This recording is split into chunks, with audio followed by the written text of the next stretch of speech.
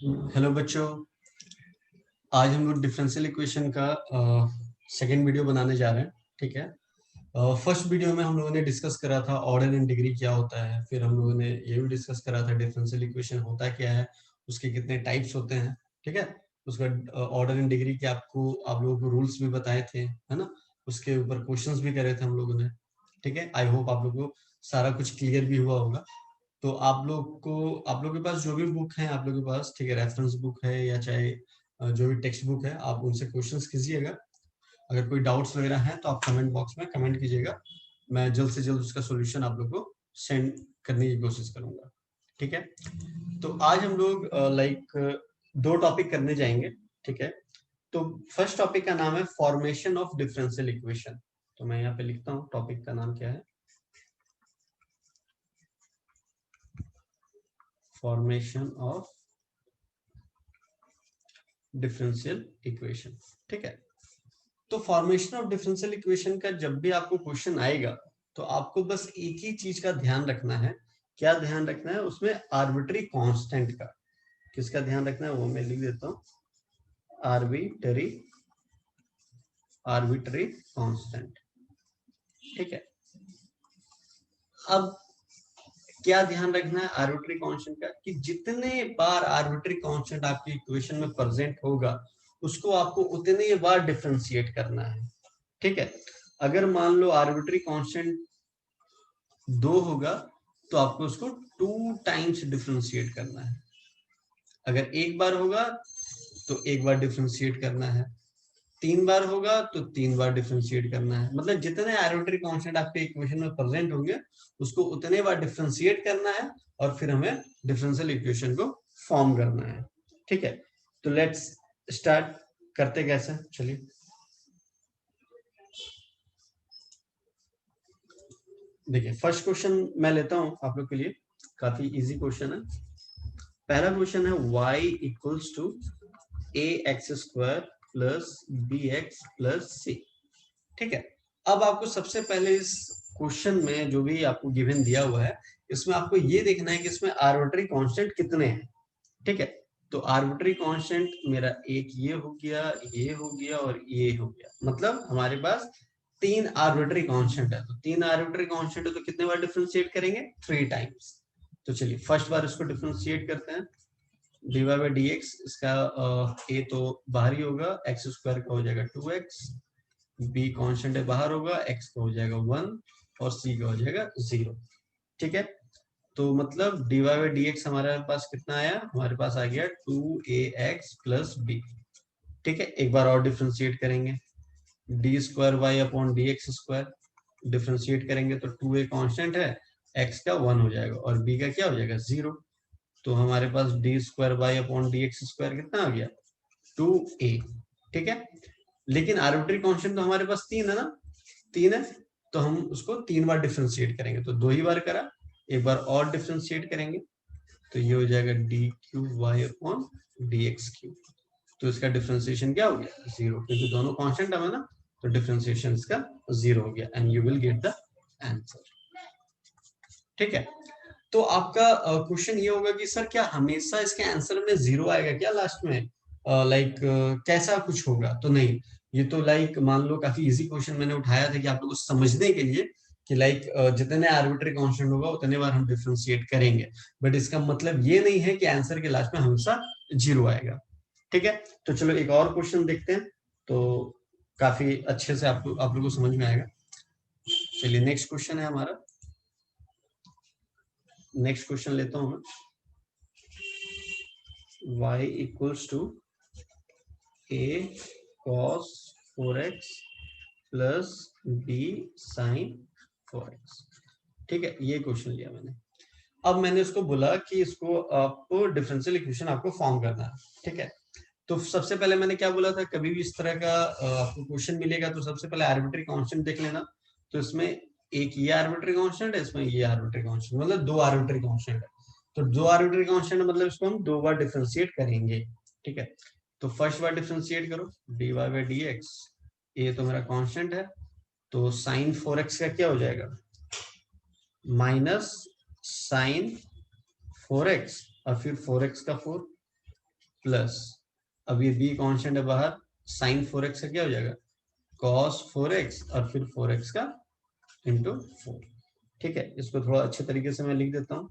तो dy by D x हमारा क्या आ जाएगा माइनस 4a sin 4x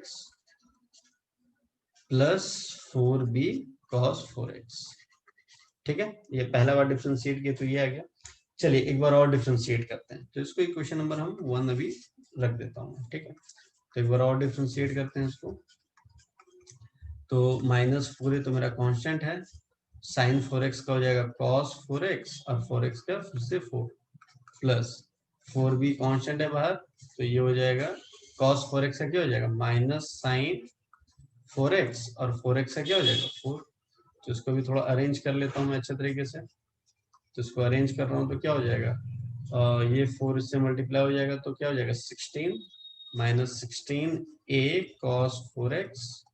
ठीक है, फिर ये माइनस, क्योंकि ये माइनस बाहर आ जाएगा ना, और ये 4 इससे मल्टीप्लाई हो जाएगा 16 b sin 4x। कोई दिक्कत नहीं, यहाँ तक तो कोई दिक्कत नहीं होगा। अब मैं क्या करता हूँ -16 दोनों से बाहर कॉमन ले लेता हूँ, तो मेरा आएगा D square Y upon D x square. अगर मैंने -16 बाहर कॉमन ले लिया तो अंदर क्या बचेगा, a cos 4x plus b sin 4x, ये हमारा बच गया। ठीक है, अब ध्यान देना, अब ध्यान से देखो, ये पूरे इक्वेशन को मैं y लिख सकता हूँ। तो देखो इस पूरे इक्वेशन को y दिया गया, तो मैं आंसर में मतलब मैं अभी लिखूंगा क्या, D square Y upon D x square equal to -16y, क्योंकि पूरा पूरा टर्म y लिख सकता हूँ मैं, क्योंकि क्वेश्चन में गिवन दिया हुआ। ठीक है, तो अब ये माइनस को इधर लेके आएंगे तो हमारा D square Y upon D x square plus 16y equal to 0। That is our desired answer. देखिए डिफरेंशियल इक्वेशन भी फॉर्म हो गया। ठीक है, this is my final answer. ठीक है, कोई दिक्कत नहीं, आराम से हो जाएगा। ठीक है, चलो एक और क्वेश्चन बोलते तो एक और क्वेश्चन कर लेते हैं इसमें। वैसे कॉन्सेप्ट के लिए दैट इज सफिशिएंट, बट एक और क्वेश्चन अगर आप बोलते हो तो मैं कर लेता हूँ। ठीक है, तो इस बार जो क्वेश्चन है आपका, क्वेश्चन है आपका y equals to a cos x plus b। ठीक है, अब ध्यान देना, यहाँ पे आर्बिट्री कांस्टेंट कितना है, फिर से आर्बिट्री कांस्टेंट 2, एक ये वाला और एक ये वाला, 2, तो 2 बार डिफरेंशिएट होगा। तो एक बार डिफरेंशिएशन करेंगे डी वाई डी एक्स, तो ये हो जाएगा a तो बाहर कांस्टेंट ही होगा, तो ये हो जाएगा minus sine x plus B, और फिर x प्लस बी को फिर से एक बार डिफरेंशिएट करेंगे तो क्या हो जाएगा बताएं, क्योंकि x के रिस्पेक्ट में कर रहे हैं ना, x प्लस बी को फिर से एक बार डिफरेंशिएट करेंगे तो क्या हो जाएगा, ये 1 और b का क्या हो जाएगा 0। ठीक है, तो d Y by D x equal to क्या हो जाएगा minus a sine x plus b. कोई दिक्कत नहीं, एक बार और डिफरेंशिएट करेंगे क्योंकि दो आर्बिट्री कांस्टेंट है, डी एक्स स्क्वायर, तो ये हो जाएगा माइनस a, मेरा कांस्टेंट है बाहर हो जाएगा, ये हो जाएगा cos x प्लस बी, और x प्लस बी का करेंगे तो 1 प्लस 0 फिर से होगा। तो अब इसको मैं क्या लिख सकता हूँ, d square Y upon D x square, ये लिख सकता हूँ minus a cos x plus b. अब ये मेरा जो x प्लस बी है वो क्या है, अच्छा a भी ले लो, a cos x plus b क्या है, ये y है, तो हम क्या लिख सकते हैं हम लोग, d square Y upon D x square equals to minus y. अब माइनस वाई को मैं इधर लेके आ जाता हूँ, तो d square Y upon D x square plus y equals to 0। That is the desired answer. ठीक है, चलिए अब ये तो हमारा फॉर्मेशन ऑफ डिफरेंशियल इक्वेशन हम लोग अच्छे तरीके से समझ लिए। ठीक है, नेक्स्ट जो टॉपिक है हमारा that is called the variable separable form. ठीक है, तो नेक्स्ट टॉपिक जो है हमारा वो है वेरिएबल सेपरेबल फॉर्म। तो देखिए वेरिएबल सेपरेबल फॉर्म होता क्या है, एक्चुअली इसमें करना क्या होता है कि हमें x वाले पार्ट को x की तरफ ले जाना होता है, y वाले पार्ट को y की तरफ ले जाना होता है। जब हम वेरिएबल को सेपरेट कर दिए, x को x की तरफ y को y की तरफ, एंड देन हम लोग को इंटीग्रेट करना होता है। Okay, that is clear.